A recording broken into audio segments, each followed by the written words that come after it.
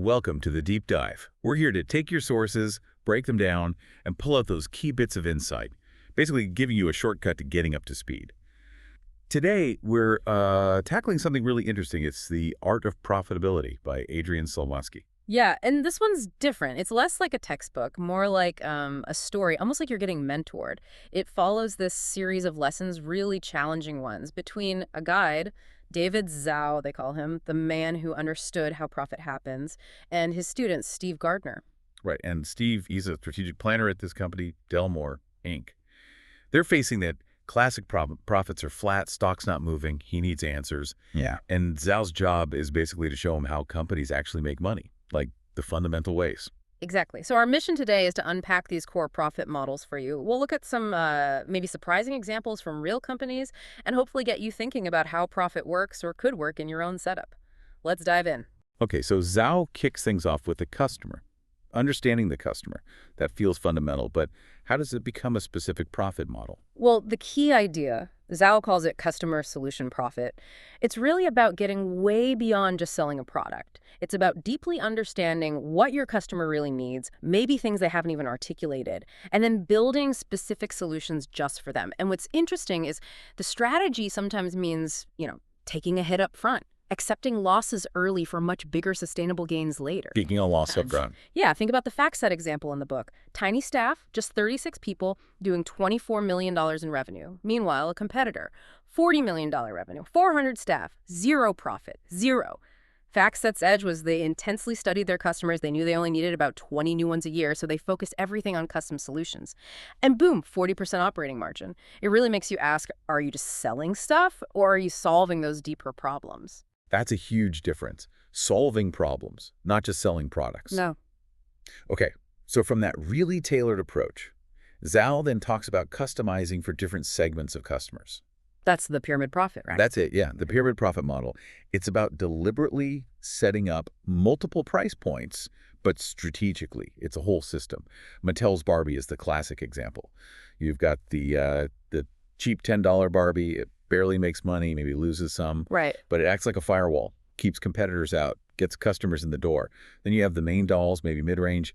And then for collectors, the $100, $200 designer Barbies. Huge profit margin, totally different customer. It captures value all the way up. So it's not just random pricing. It's a thought-out structure based on who you're selling to, like Nokia phones back in the day, or GM cars, Chevy up to Cadillac. Exactly like that. And it also shows you the flip side, what Zhao calls the lousy pyramid. Think about gasoline, the premium stuff. Yeah. Often there's no compelling reason for the customer to pay more. It's under-promoted, the value isn't clear. Right, you just buy the cheapest usually. Exactly. So Steve, the student in the book, he looks at Delmore's building supplies, filters, insulation, and sees they could organize them like that, a real pyramid. The goal was to double that division's profit from like 4% to 8%. The key is your entry level has to be strong enough to fight off rivals, and your top level has to offer something genuinely better. Makes sense. Okay, building on that, there's the multi-component profit idea. This one suggests the same product can have really different profit levels depending on how or where it's sold.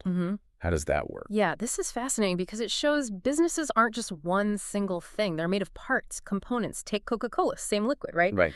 But the profit per ounce is wildly different if it's in a supermarket six-pack versus a restaurant fountain drink versus a vending machine. Okay. So the question for you is, do you actually know which components of your business are driving the profit? Or are some dragging you down? There's a great story about a guy named Burton helping independent bookstores. They were getting killed by chains. So using their existing store, they built out these high-profit side businesses, corporate sales, book clubs, selling directly to big readers. Almost no extra cost, just leveraging what they had. And it took these struggling stores and made them, quote, obscenely profitable. Their return on assets went from like 3% to 33%. Wow. Just by finding those hidden niches within what they already did. That sounds quite similar in a way to the profit multiplier model. Is that related? Very related, yeah. Good connection.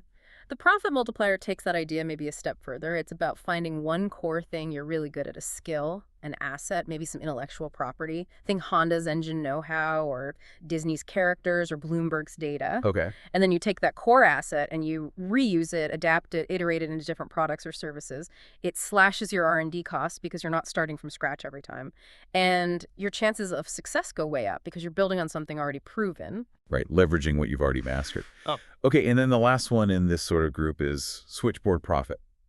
Zhao apparently loves this one. It sounds like being the central connector. That's exactly it. It's about becoming the indispensable hub. Michael Ovitz, the Hollywood agent, is the prime example. He built this agency that connected the talent, actors, writers, directors, the suppliers with the studios, the consumers. Mm-hmm. By getting to critical mass, controlling maybe 15–20% of the top talent, he created this situation, this upward spiral. Studios had to work with him. Stars wanted him. It multiplied his profit for the same amount of effort by like 7 to 10 times. Huge leverage. Incredible leverage. But it's tricky. Steve tries to set up a telecom switchboard at Delmore and it fails. Why? Belmore just didn't have Ovis's unique position, his connections.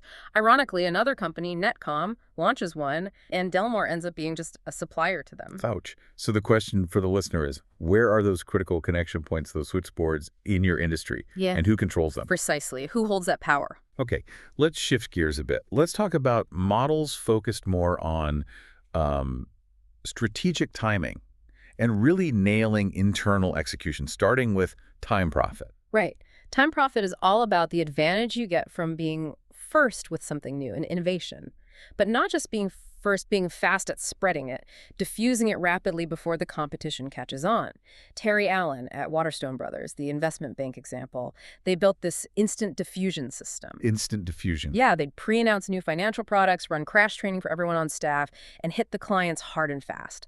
It took their typical profit on a new instrument from maybe $15 million up to $70 million. Wow. Just by being organized and fast. Exactly.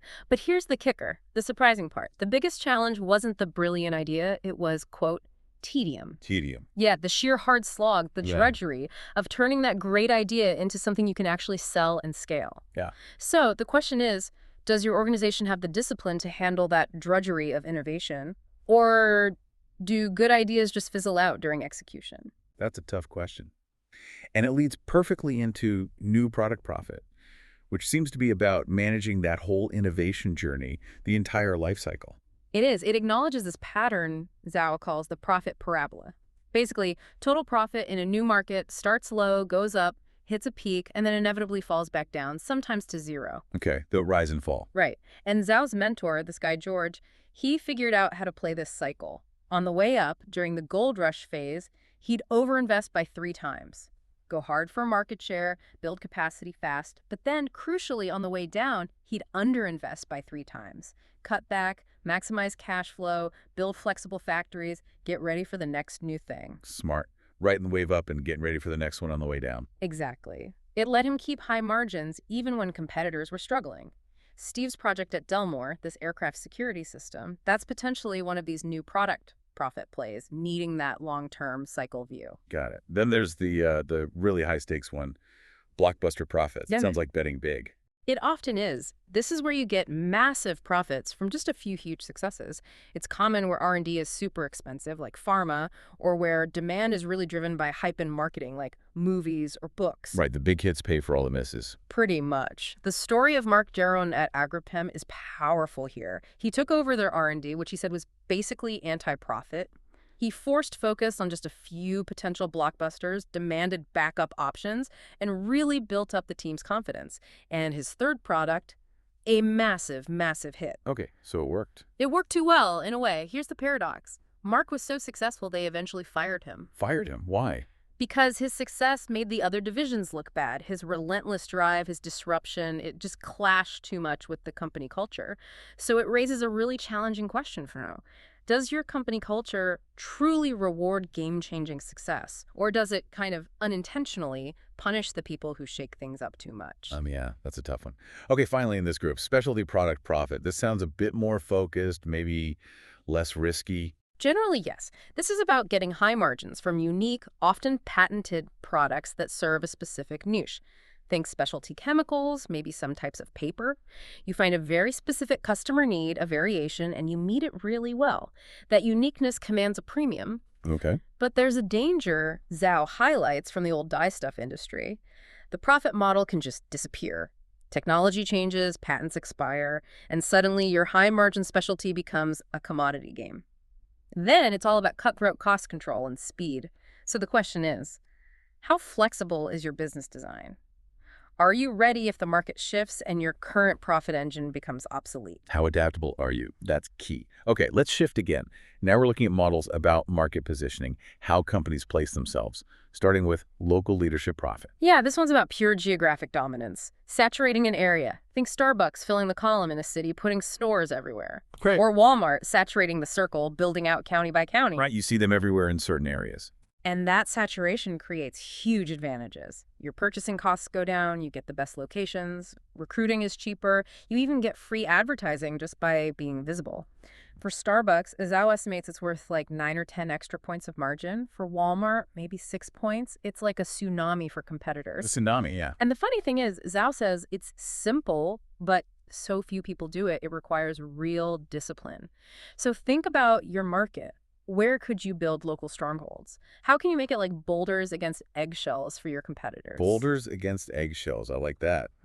Okay, from dominating geography, let's talk about profit over time from one customer, installed base profit. This is huge. It's the profit you make after the initial sale, usually from consumables or services linked to some hardware. Classic examples, Polaroid cameras and their film, or razors and blades. The old razor and blades model. Exactly. The initial hardware, the razor or the camera, often has razor-thin margins, maybe 2–5%. Very price-sensitive. But the consumables, the film or the blades, much higher margins, 10–15%, maybe more. And customers are way less price-sensitive once they're locked into the system. The power shifts completely after the sale. Interesting power shift. Steve realizes Delmore's building supplies, filters, furnace linings fit this perfectly. They had an installed base, but they treated it like a passive business. They weren't actively managing it for profit. So, are you actively milking your installed base? Or are you letting that recurring revenue just drift away? Good question. And closely related is after-sale profit, which seems broader than just consumables. Yeah, it expands the idea. Zhao sees this fundamental flaw in business design. In many companies selling big-ticket items like complex machinery or equipment, they pour tons of money and take huge risks on the initial sale, the big, glamorous deal. But then they let other companies swoop in and grab all the profitable, predictable follow-on business service contracts, spare parts, upgrades, accessories. Why? Often because the sex and prestige are tied to the big sale. The after-sales stuff requires a totally different mindset, different skills, maybe different incentives. It's where profit passion collides with profit indifference. Profit indifference, huh? Steve saw this clearly with Delmore's aircraft division. Instead of just selling parts after the fact, he proposed offering complete ongoing security system services to airlines, turning that after-sale potential into a whole new primary business. So are you leaving money on the table by ignoring the ecosystem around your main product? It seems many companies are. Okay, the last model in this positioning section, value chain position profit. This sounds like finding the strategic high ground. That's a perfect analogy. Think Sun Tzu. He who occupies the mountain pass can easily battle 1,000. In business, it means finding those control points in the value chain. Spots that give you disproportionate profit, power, and control over everyone else. Think Intel and Microsoft in the PC world. The PC makers themselves, tiny profits. But Intel and Microsoft, massive value capture. Right, they own the core component. Or Nike, the power isn't in manufacturing the shoes, it's in design and marketing. Those are their control points. And these positions aren't always just there. Sometimes they can be created. Like Michael Ovitz did in Hollywood, he reshaped the whole industry structure. The biggest benefit of owning a control point. Predictability, you get to set the pace. So what are the real control points in your industry, and are you anywhere near them? Finding those control points. Okay, let's move towards the end here, looking at how models evolve and maybe the future. Relative market share profit. This used to be the gospel, right? Bigger is better. Absolutely. In the classic age, higher relative market share, RMS, was king. It meant huge economies of scale manufacturing, buying power, marketing R&D. Everything was cheaper and easier for the leader. Companies like GM or IBM back then, they got the best talent, had massive cash flow, lower risk. They could almost dictate how the market worked. They could plan the market. But you're saying that's changed. It's not the whole story. It's not the whole story, no. The underlying principles of scale haven't vanished, but where they matter most has shifted. It's like Newtonian physics still valid, but doesn't explain everything everywhere. Today, a lot of that power has migrated. Maybe it's with the value chain leader we just talked about, or whoever owns the de facto standard, like Microsoft with Windows. Okay. Profit now is more complex. It depends on timing, location, the specific offering. Even local market share can matter more than overall share sometimes. So the key takeaway is, are you still basing your strategy on an outdated view of market share? Or are you looking at where power actually concentrates in your industry today? Adapting to where the power is now. Okay. Related to scale is the experience curve profit. Costs go down the more you make something. Seems logical, but you mentioned a danger earlier. Yes, a really significant danger. It's a paradox. The experience curve definitely works. It drives efficiency. You know, a denim plant sees labor costs drop 25% every time its cumulative experience doubles. That's real savings. Right. But the danger is you get tunnel vision. You put your microscope on maximum power, optimizing the heck out of your current process. But while you're doing that, your radar screen goes dead. You completely miss the bigger picture. Meaning you become incredibly efficient at doing potentially the wrong thing. You miss it when someone comes along with a totally new way, a different business model that delivers the same result 20 or 30% cheaper. Think Nucor and Steel, Southwest and Airlines, Dell and Computers. They didn't just tweak the old model, they blew it up. So is your focus on efficiency blinding you to the next disruption? Wow, becoming efficient at the wrong thing. So the answer to that isn't just more efficiency, it's a low-cost business design profit, a whole new design. Exactly. It's not about cutting costs around the edges. It's about fundamentally redesigning how you operate to achieve a step change, lower cost structure. And the huge enabler for this today, digital. Digital, okay. How so? Digital allows for these incredible 10x productivity improvements. Think Dell again. Inventory turns went from 6 times a year to 60. Or Oracle, cost per customer interaction dropped from $350 down to $20. Massive changes. And it lets you flip processes from push guessing what customers want to pull, where customers configure their own products using things like choice boards, cutting out huge amounts of waste, from guess to know. Zhao argues digital can add 10 extra points to the bottom line. So the question is, how can you use digital to radically redesign your processes for a lower cost structure your rivals can't easily copy? 10 extra points. That leads to a really provocative idea Zhao has about information itself. He almost whispers it conspiratorially in the book. He does. It's a fascinating bit. He says, basically, profitability is often a function of bad information. Most of it. Bad information. Yeah. The idea is that a lot of profit exists because customers don't know something or because you know something competitors don't. Information asymmetry. It's about turning raw stuff, atoms and bits, into strategic information, bits and profits, leveraging what you know or what others don't. So what bad information, maybe lack of transparency or complexity, is currently costing you or your customers, and how could better information create profit? That's a deep one. Okay, underlying all these specific models, Zhao keeps coming back to one core mindset, right? Entrepreneurial profit. Absolutely. He calls it the strongest force in business. The example is Jack Fanders, this serial entrepreneur. The guy has an absolute psychology of saving. Total focus on the customer, always cutting costs, always selling, always moving fast, experimenting. It is. He holds meetings in high school gyms, flies coach. It's this ingrained belief we can't afford to operate any other way. Just relentless. But here's the rub, the paradox. It's incredibly difficult to maintain that entrepreneurial fire once a company gets big and successful. Success often breeds complacency.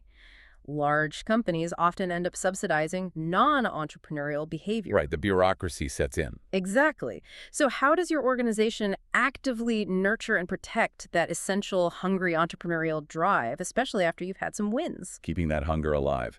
Finally, how do companies manage the unavoidable market swings, the booms and busts? That's cycle profit. Yeah, and companies like Toyota are masters of this. Their core strategy is relentless cost reduction, especially fixed costs, to constantly lower their break-even point.